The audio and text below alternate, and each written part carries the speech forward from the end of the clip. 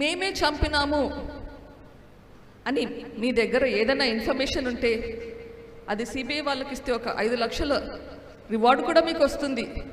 మరి ఎందుకు అది వాళ్ళకి ఇవ్వట్లేదు? ముఖ్యమంత్రిగా బాధ్యత మీకు లేదు? మీ బాధ్యత మీరు చేయకుండా ఎంతసేపు కెమెరాల ముందు వచ్చి మా మీద నిందలు మోపడం ఇట్లా ఎందుకు చేస్తున్నారు? ఈ రాష్ట్రాన్ని మీరు పరిపాలిస్తున్నారు, ఇట్లా నిందలు మోపడం, మీ పని మీరు చేయకుండా ఉండడానికి మీకు సిగ్గుగా లేదు? పదే పదే మేం చేశామంటున్నారు, మా కుటుంబం చేశామంటున్నారు, సునీత కుటుంబం చేశామంటున్నారు. పోనీ జూన్ 2019 నుంచి మార్చ్ 2020 వరకు ఈ ఇన్వెస్టిగేషన్ మీ ప్రభుత్వమే చేసింది. ఆ టైంలో అన్న మమ్మల్ని అరెస్ట్ చేసి ఉండొచ్చు కదా.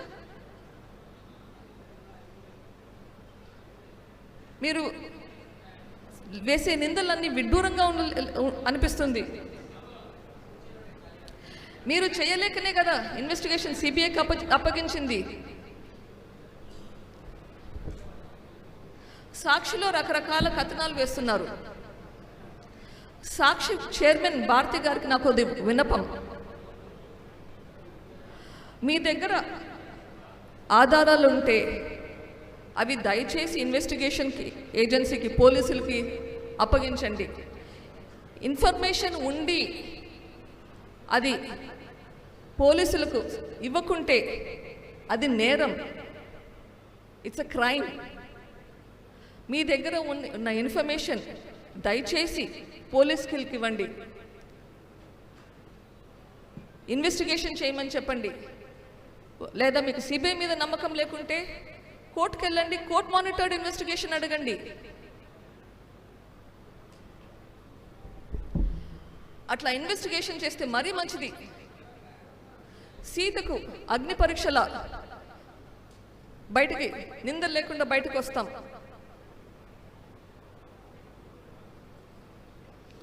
కడిగిన ముత్యంలాగా బయటకు వస్తాం. వైఎస్ వివేకానంద రెడ్డి గారు ఆయన దారుణంగా చంపబడిన రాత్రి వరకు మీరే చెప్తున్నారు, రాత్రి ఆ రోజు అంతకుముందు రోజు రాత్రి 11 గంటల వరకు ఇంటికి వచ్చినంత వరకు మీరు ముఖ్యమంత్రి కావాలని తాపత్రయపడుతూ ప్రచారం చేస్తున్నారు. ఇది మీరు కూడా ఒప్పుకున్న మాటే, మీరు అనే మాటే, పదే పదే అంటుంటారు.